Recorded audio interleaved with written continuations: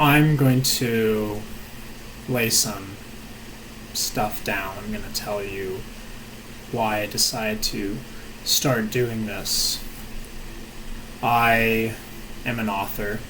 I've been writing a book for a few weeks now, and I've already published another book earlier, a little about a year, 2 years ago. And I guess you could say I've tried it all. I've done all the tips and tricks that some authors would do to boost their popularity, to be noticed and to be liked and everything. And it hasn't really worked. And from what I've heard from other people is that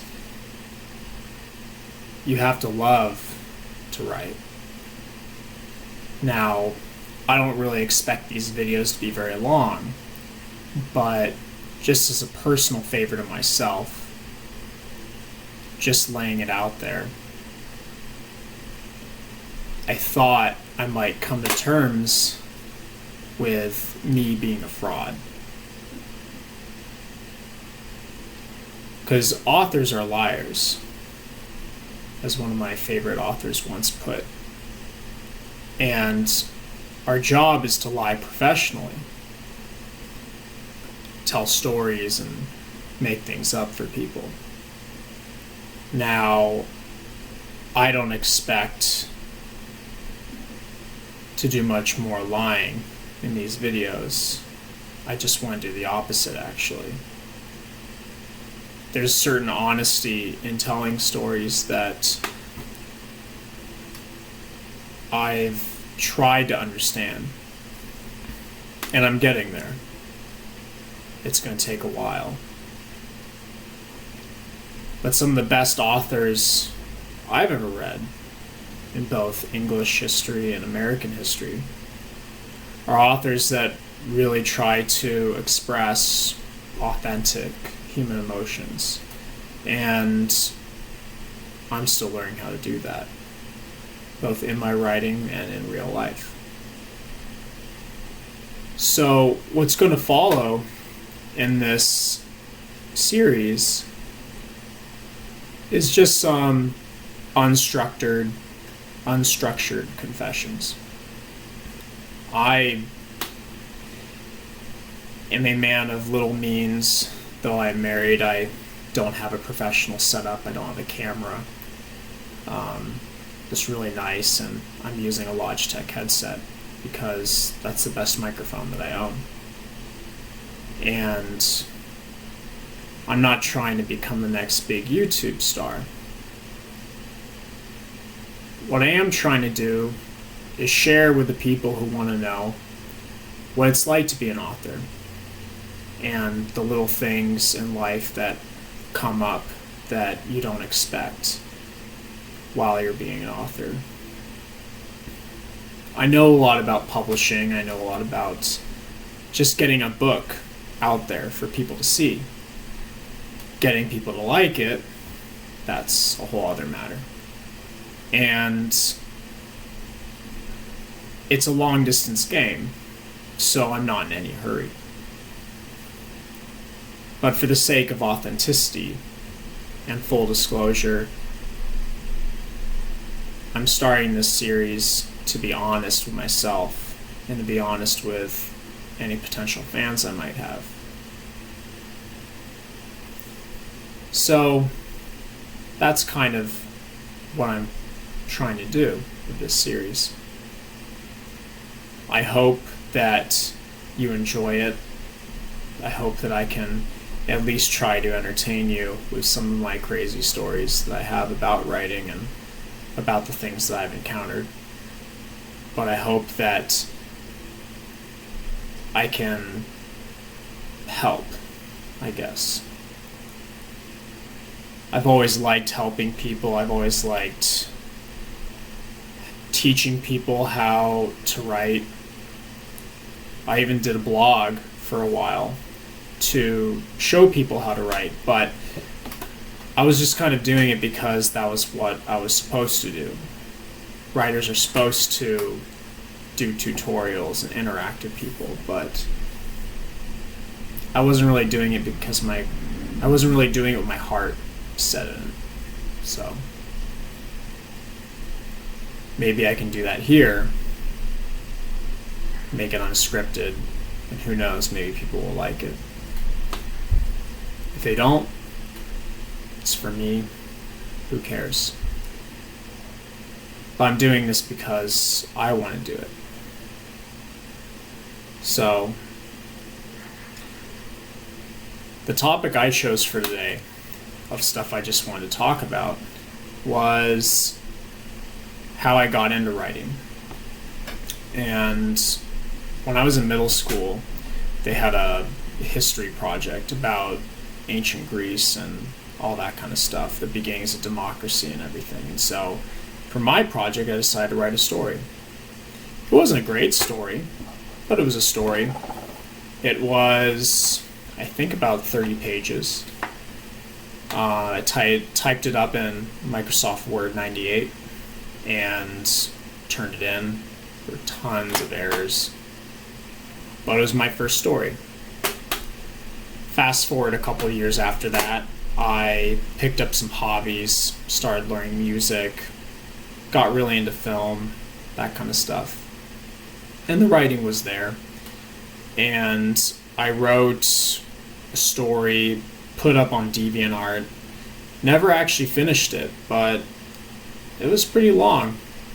It's about 300 pages. And I might go back and finish it, but it's kind of all garbage, so I don't think I ever will. But my next story writing escapade was when I was in college. And I was writing a story which eventually became my first book, Spirit of Orin. And I went full for broke. I learned another language. I actually visited Norway, where I wrote my book about.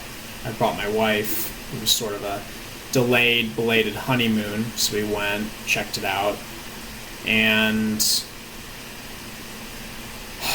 I got to see everything. I got to see everything that I wrote my book about. I used Google Maps to write most of my first book because I couldn't go out to Norway. I'd never been there before. I just wanted to know so much about the country that I literally spent hours just driving around Google Maps trying to understand how the geography was.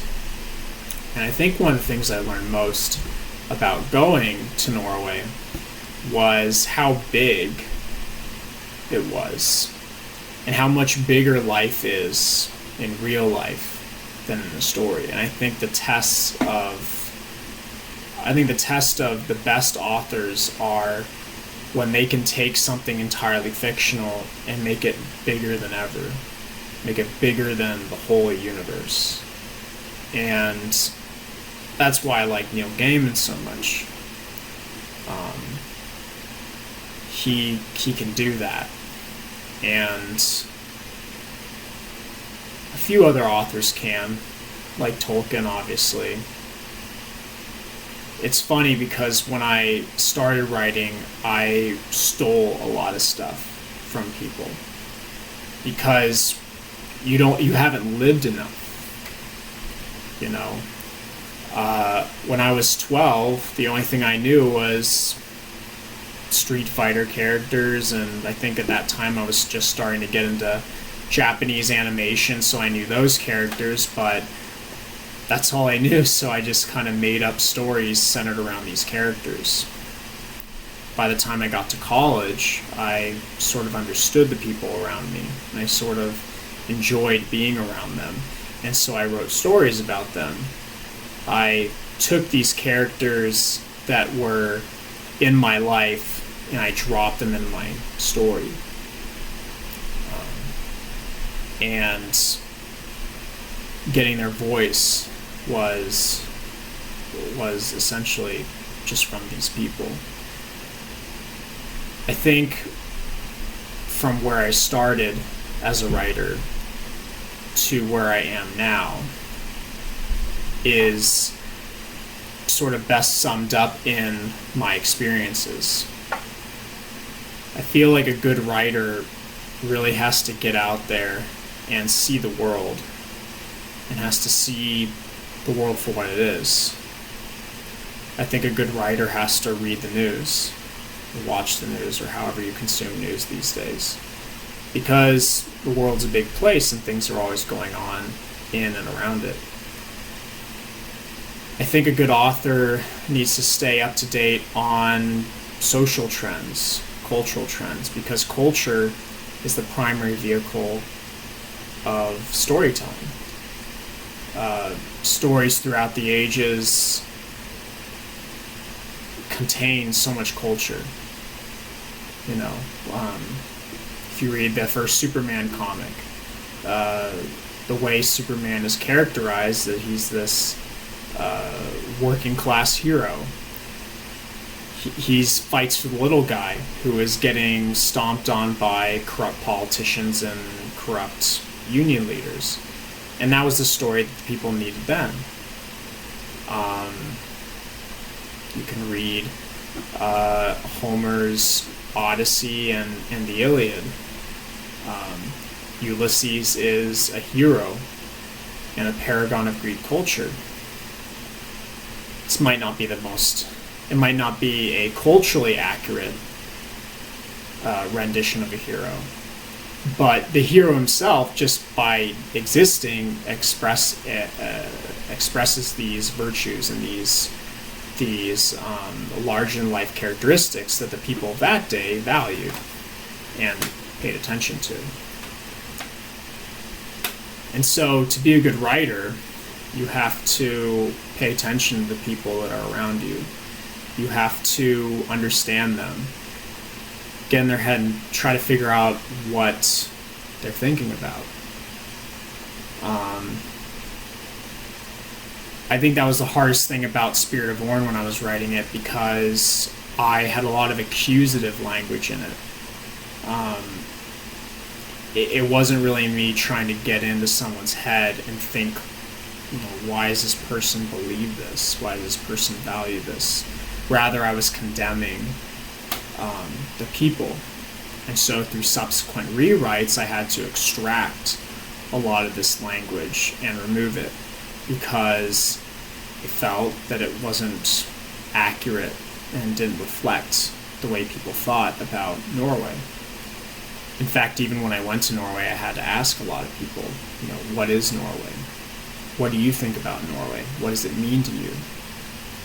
Sort of as if someone from Britain wrote a story about Americans and wanted to understand who Americans were, why we thought the way we thought, what a middle American person represented. So, what I would say is, in my journey from starting my writing career to where I am now, I started out curious and conceptually aware of this massive, expansive universe that I wanted to create in whatever setting that was. And then I wanted to take characters who I had seen and put them in these situations. As I've gotten older, I took people from my life and put them in my book, but they were still very static. Towards the end of my life, up to now, present, where I'm at right now, I'm reaching into people that I don't know and trying to assimilate them and to bring them into my story, but learn about them at the same time.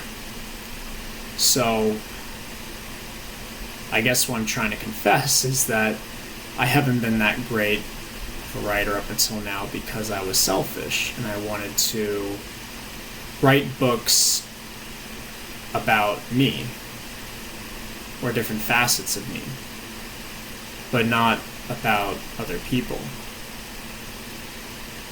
I think my struggles with depression and anxiety fed into the books as well that I was writing about, because these characters were just different versions of me. So I would say to anyone aspiring to be a writer, forget about the marketing and forget about your audience and forget about the things that you're supposed to do as a writer.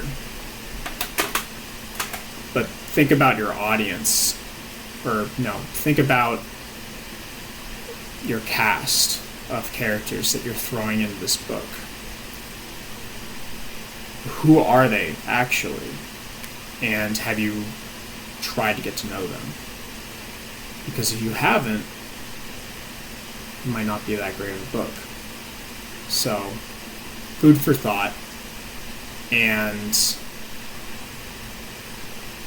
I really hope I can keep doing this for you guys. If you guys enjoy it, let me know, subscribe, and I'll just keep doing it. And even if you don't, I'll still keep doing it anyways. So, I hope you guys have a great rest of your Saturdays, and I will see you around. Thanks for listening.